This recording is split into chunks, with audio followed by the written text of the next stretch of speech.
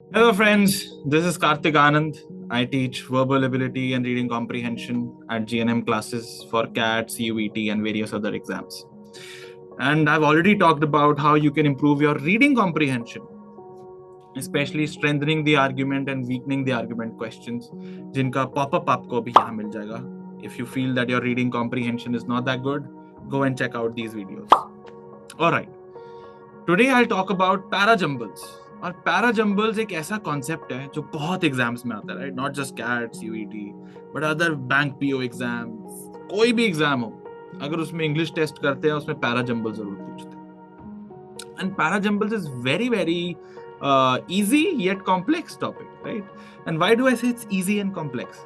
क्योंकि कुछ common theory है वो सब करवाते हैं. एमएनए से सब करवाते हैं, मतलब सारे कोचिंग सेंटर्स करवाते हैं, सबको पता है, सब जानते हैं, right? They will tell you to form pairs, कि दो सेंटेंसेस जो साथ में आने चाहिए. If you formed a pair, very good, right? काफी क्वेश्चन सॉल्व हो गया. ऑर्डर्ड पेयर तो और बढ़िया है. Like if I know that these two sentences are coming together and I know exactly which sentence should come first and which sentence should come second, ordered pair हो गया, beautiful. Then noun pronoun references. अगर कहीं पे भी मैं pronoun use कर रहा हूं, उससे पहले मुझे उसका नाउन इंट्रोड्यूस करना है. एंड अगर मैंने नाउन इंट्रोड्यूस कर दिया, मैं अब प्रोनाउन यूज कर सकता हूं. So whenever you have a pronoun, you know it could not be the first sentence unless I introduce its pronoun, sorry, introduce its noun, right? तो नाउन इंट्रोड्यूस करोगे, उसके बाद उसका प्रोनाउन आएगा. This also helps you to form pairs. And then there are other rules, right? How to identify the introductory sentence. There is timeline or sequence of events. और ऐसे बहुत सारे rules हैं जो common theory है. लेकिन parajumbles, if you look at CAT exam for the last 2-3 years, बहुत मुश्किल आ रही है, right? अब वो मुश्किल क्यों है? क्योंकि ये common theory सबको पता है. और CAT is not an exam जिसमें आप easy question solve कर दो और CAT वाले भी खुश, आप भी खुश, right? CAT wants to differentiate people, कि जिनको बहुत आता है और जिनको थोड़ा आता है, उनको डिफरेंशिएट करना. And how do you differentiate?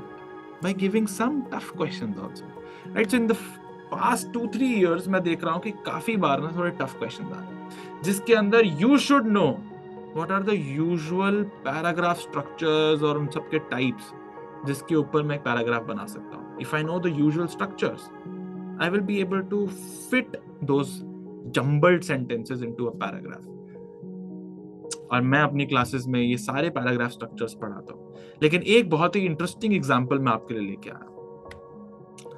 Let's look at one of the most difficult sort of a dilemma that students face, right? वो है कि ये एक सेंटेंस जब मैं पढ़ता हूँ, क्या वो एक कंक्लूजन है या ओपनिंग है? एंड ऑल्दो आपको लगेगा कि कंक्लूजन और ओपनिंग तो दो बहुत ही डिफरेंट एक्सट्रीम वाली चीजें हैं, but I will show you a different angle to it with the example of 2 CAT questions. This is a CAT question. It was asked in, I think, CAT 2018. Right? Take about 2 minutes, pause the video, try to solve this question, and I'll share the answer in another 10 seconds.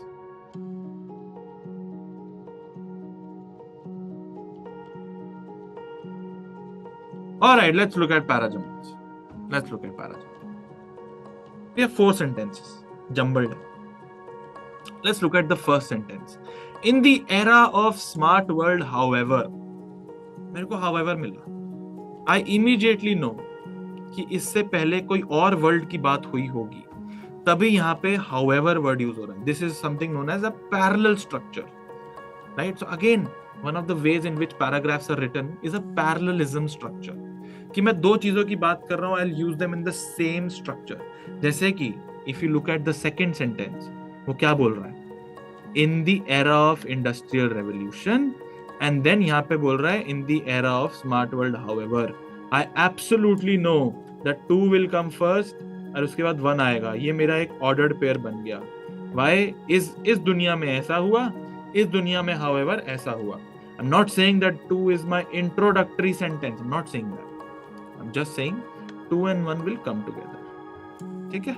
Now, if I read 1, in the era of smart world, however, universal basic income is an ineffective instrument which cannot address the potential breakdown of the social contract when large swaths of the population would effectively be unemployed. वो कह रहा है कि universal basic income से कुछ नहीं होगा अगर बहुत सारे लोग are unemployed. Okay. Second sentence is, in the era of industrial revolution, abolition of child labor, poor laws and the growth of trade unions helped families cope with the pressures of mechanized work. कि जब industrial revolution में काम सारा machine पे आ गया, mechanised हो गया, तब वहां पे क्या चीजें हुई? Abolition of child labour, abolition of poor laws, growth of trade unions. तो ये 3 चीजें हुई जिससे families were able to cope. मतलब जब जॉब्स ऑटोमेट हुई, जो हम आज सोच रहे हैं क्या पता आर्टिफिशियल इंटेलिजेंस की वजह से भी हो सकता है फ्यूचर में, तो कुछ 2-3 चीजें हुई ऐसी जिससे लोग were able to sustain themselves. और फिर वो बोल रहा है स्मार्ट वर्ल्ड में यूनिवर्सल बेसिक इनकम से तो कुछ नहीं होगा. Third sentence is, growing inequality could be matched by a creeping authoritarianism that is bolstered by technology that is increasingly able to peer into the deepest vestiges of our lives. तो वो क्या बोल रहा है कि growing inequality जो कहाँ मिलेगी? First sentence पढ़ो. Large swaths of the population would be unemployed, which is growing inequality. काफी लोग unemployed और सिर्फ कुछ लोग employed. Growing inequality could be matched by a creeping authoritarianism that is bolstered by technology. So maybe technology would be able to bring a lot of people together. और इसका बहुत ही छोटा example. You see somebody who's working at a daily wage, 100-200 रुपए दिन का मिल रहा है. He or she will also have a mobile phone and access to basic services, right? So these technology may be able to peer into deepest vestiges of our life. ये बता, ये growing inequality को बंद करेगा technology.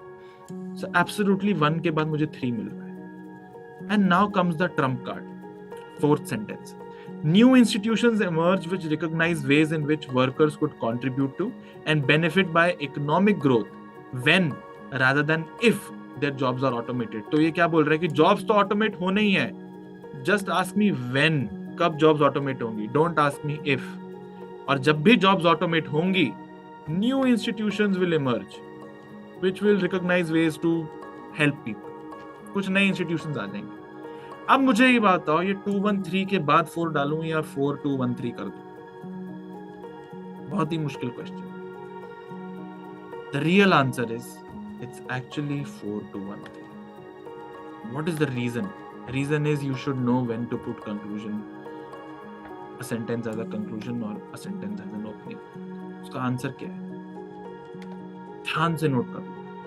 Giving it to you guys for free. ठीक है, ध्यान से नोट करो. Whenever I have a sentence like the fourth sentence, which looks like an introductory as well as a conclusion, इसके बाद मैं उसके एग्जाम्पल दूंगा. जैसे थ्योरी दे रखी है, in the era of industrial revolution, in the era of smart world. जब भी थ्योरी in its मतलब ये एग्जाम्पल, जब भी ये example in its entirety supports the opening sentence या कंक्लूजनरी सेंटेंस, जो भी तुम्हारा मेन सेंटेंस जिस पे तुम्हें कंफ्यूजन है कि ओपनिंग में डालूं या कंक्लूजन में डालूं, द फोर्थ सेंटेंस यहाँ पे, जब भी example independently as a one sentence completely supports my statement, you put the statement in the front. माने फोर्थ सेंटेंस क्या बोल रहा है कि न्यू इंस्टीट्यूशंस एमर्ज जब जॉब्स ऑटोमेट होती हैं जिससे लोगों को भला हो जाएगा. If I look at the second sentence, वो बोल रहा है इंडस्ट्रियल रेवोल्यूशन में मैकेनाइज्ड वर्क आ गया, लेकिन चाइल्ड लेबर एबॉलिशन हो गया, पुअर लॉ एबॉलिशन हो गया, ग्रोथ ऑफ ट्रेड यूनियन हो गया, जिससे लोग were able to cope up. 2 in its entirety is an example of fourth. 2 को कोई और सेंटेंसेस नहीं चाहिए to build the argument to support 4. 2 independently supports 4. Therefore, we put 4 in the front. 2 becomes its example. 1 becomes its parallel structure में example. And the order is 4 to 1 3. तो sir ये बताओ, कभी दूसरा स्ट्रक्चर भी होता है क्या? कैट ने पूछा है. इंटरेस्टिंगली कैट ने सेम ईयर में भी पूछा था, if not same the next year, right? And this is the question. I leave it up to you guys. Figure it out. Pause the video. Solve the question. I'll reveal the answer in 3 seconds.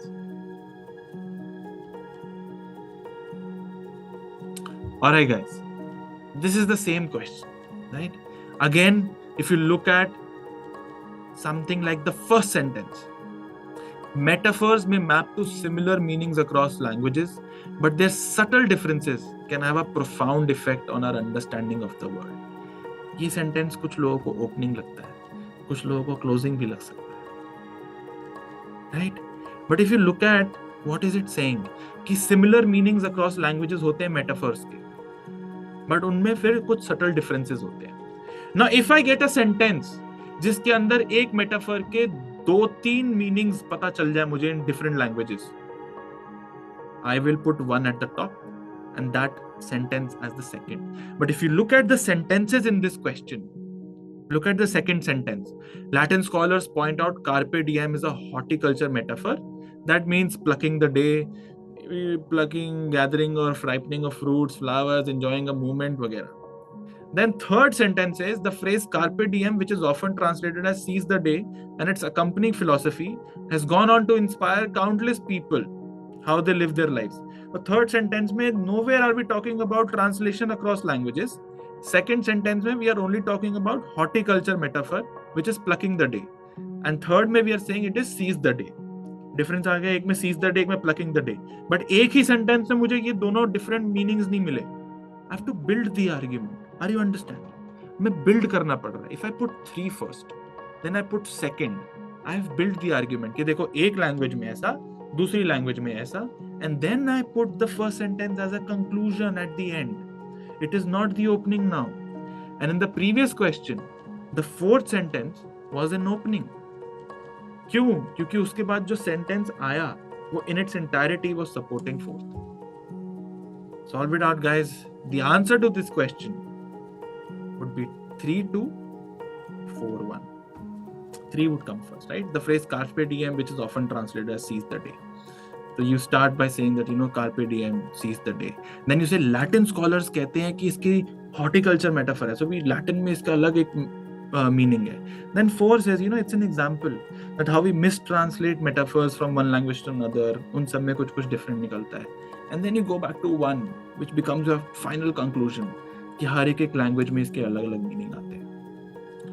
So it's a great para-jumble structure to know when to put conclusion at the beginning or when to put the opening, when to figure out which conclusion is an opening or is the end statement.